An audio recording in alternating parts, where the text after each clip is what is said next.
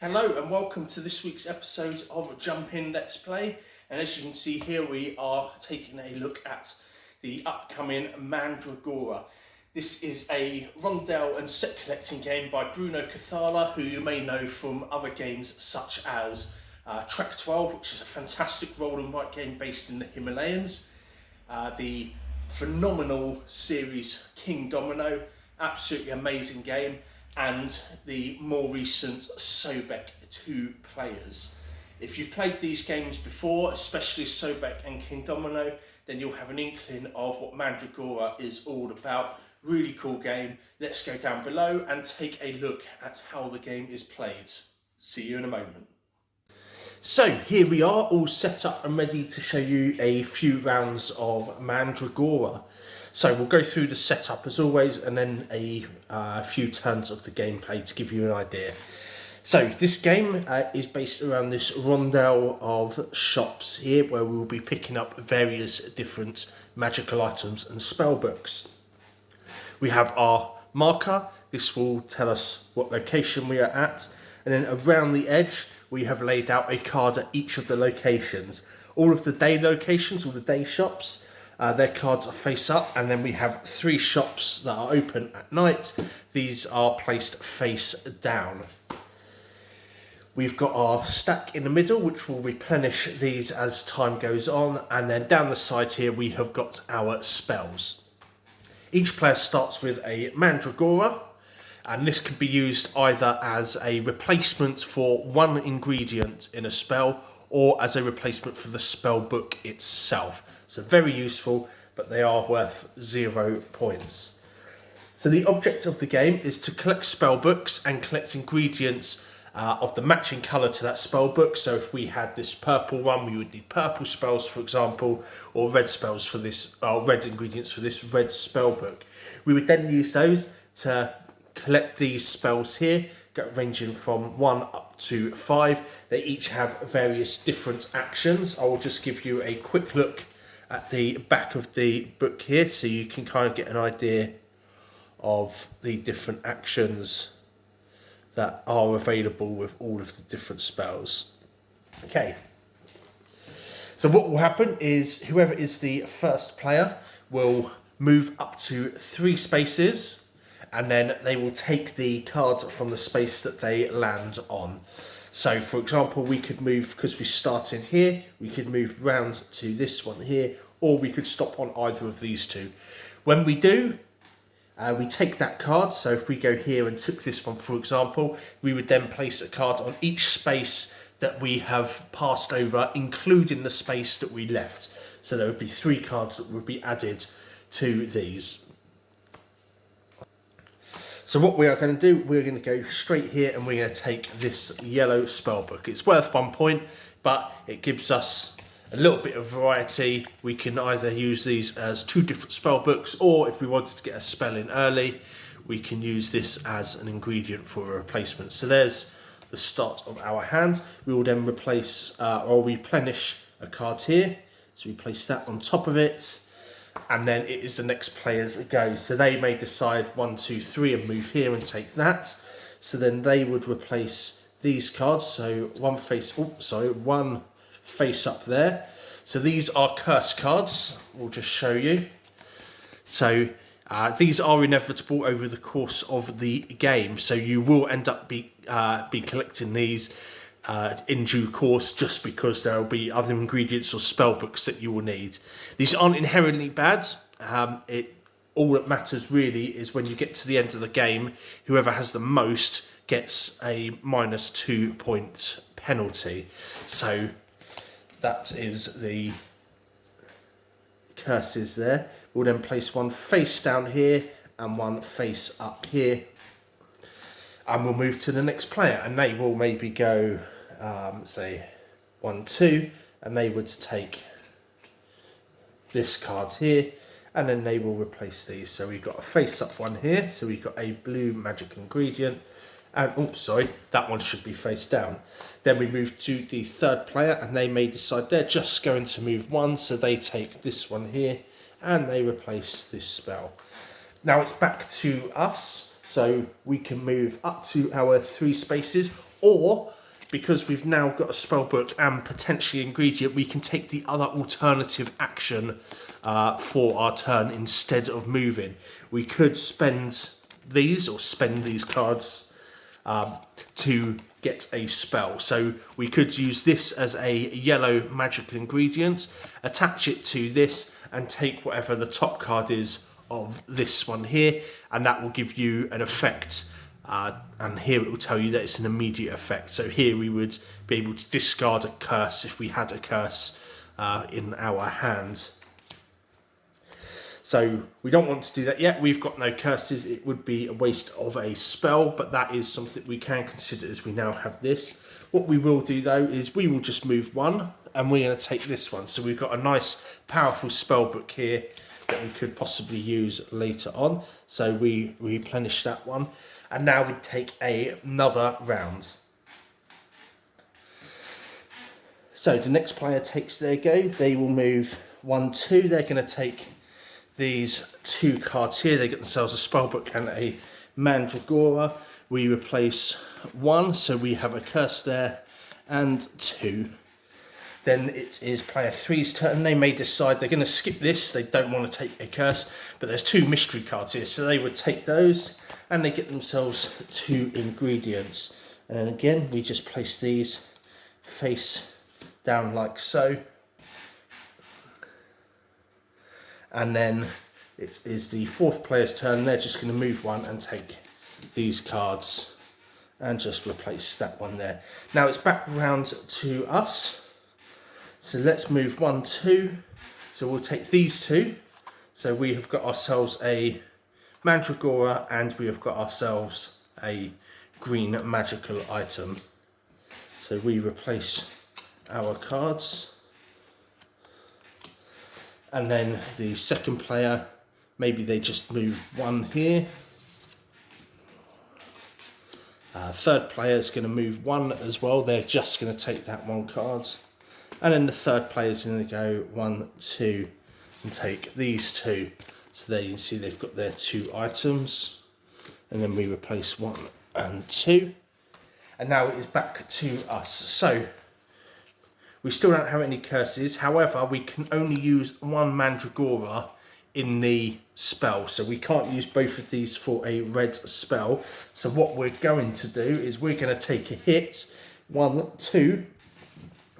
We're going to take these cards. Yes, we get a curse, but we do get a yellow ingredient, which is going to be very, very helpful to us.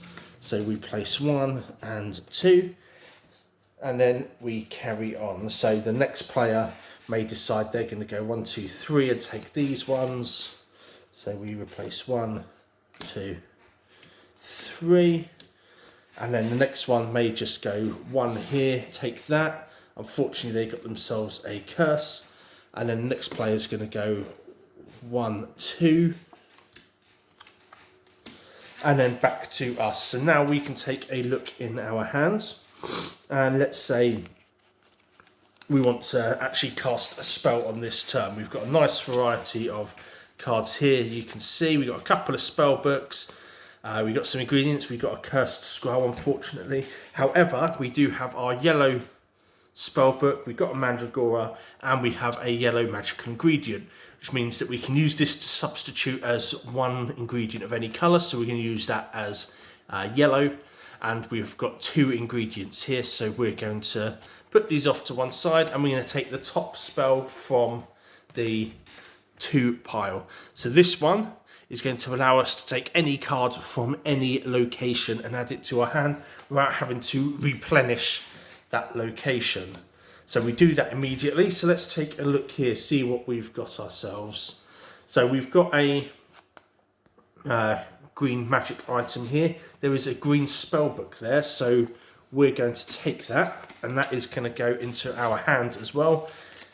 And then for next turn, for example, because we have a curse in our hand, we could potentially use these to cast this spell and get rid of our curse. And the game will keep going until the deck has run out. When the deck runs out on whoever's turn it is, the player after them is handed this token, which will signify there are 3 rounds left of the game. So everyone will go round back to that player one time, and then it will flip over. We do that a second time, and it's discarded, and then that will be the final time, one more final go around the rondel.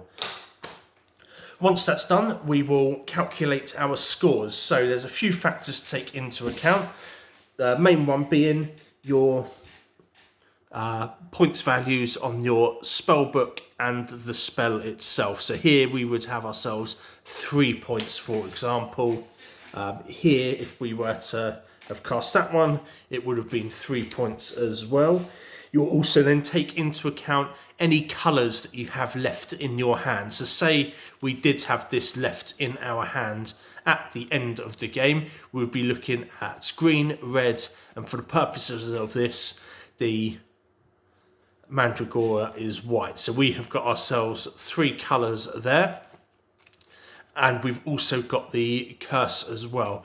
So we would lose 1 point for each of these colours. And then the curses, we will take a look and see how many curses everyone has. Whoever has the most curses is given the curse marker and is deducted another 2 points for that.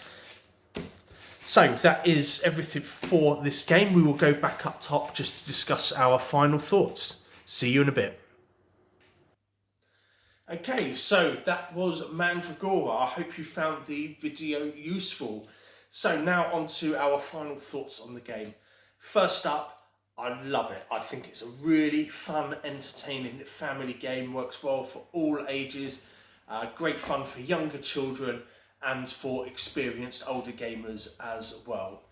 Bruno Cathala has done some amazing games. We've previously mentioned earlier in the video games like Sobek and King Domino, for example, Trek 12, which is currently one of my favourite roll and write games, and this just sits in nicely alongside that. It has familiar mechanical themes such as set collecting. The corruption mechanic from Sobek kind of appears in here with the curse cards. So there's some familiarity allowing you to just dive straight into this game. But the use of the rondel and your decisions about how you're going to move around those shops really does set it apart from the other game. Introduces an element of randomness in a different way as well. The shops are always going to be in different configurations, mostly between the day shops and the night shops. But you have that variation there. Sometimes the night shops are all going to be much closer, or they're going to be spread out. And there's always going to be different cards at every shop as well. It's always going to be a different mix of those cards, which means that you're going to be able to have opportunities to cast different spells and larger spells as well. The aesthetics of the game I really do enjoy. It is very quirky, and it reminds me in essence of games like Quacks of Quedlinburg, another game about creating potions. Obviously mechanically very different, but that art style just kind of is reminiscent of the art style from that game, and everything is really clear. For example, our shop tiles, it is very clear which is day, which is night. Our spell cards, so we know that this is a curse card. We know that these are ingredients, for example. We know this is a spell book. It's all very clearly laid out for everyone. And the spells themselves. Obviously they have their own symbols along the bottom, which you'll learn along the way, but you'll have them down before long, and you will just be using those without any reference to the rulebook itself. It's all good quality. The cards have a nice linen finish as well, which is my preferred way with cards. Just makes them feel a bit nicer in the hand. They just shuffle a little bit better as well, and I find that they just last a bit longer. The other components, which are really the chit boards here and the player marker, are good quality. They're nice sturdy pieces. They're going to be very durable and able to see a lot of play. The rulebook, finally, is a well-read, well-thought-out rulebook. It's simple, it's to the point, there's nice examples in there, and it is very easy reading, very user-friendly there. and the packaging itself, which I don't often talk about, but it's just nice. You know, you've kind of got this book feel where this slides in here and it will sort of sit on your shelf like a book. So that is everything for Mandragora. I'm absolutely in love with this game. As I said before, Bruno Cathala has knocked it out the park on this one. Super excited to be able to host this game ahead of its release. So if you do want to give it a go, you can come down to the shop over the next 2 weeks before it releases in time for the UK Games Expo at the start of June. So if you'd like to do that, just phone, message, visit us on the high street, and we can get a game set up for you and teach you the game. And then we can also take pre-orders if you'd like to secure yourself a copy for the UK Games Expo weekend. That is everything for this video, guys. Thank you so much for watching. It's a pleasure to do these for you, and we'll see you next week for the next one. Thank you.